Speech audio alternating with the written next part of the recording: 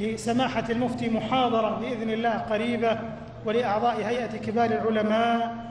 وأيضا هناك برامج علمية ودعوية واجتماعية وغذاء للروح وغذاء للجسد، وكل حجاج بيت الله الحرام والقاطنون في هذا المجتمع بحاجة إليها.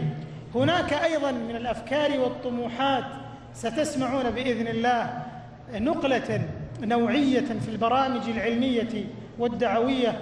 هناك اقتراحات لتعزيز موقع هذا المجمع على الشبكة العالمية أو العنكبوتية.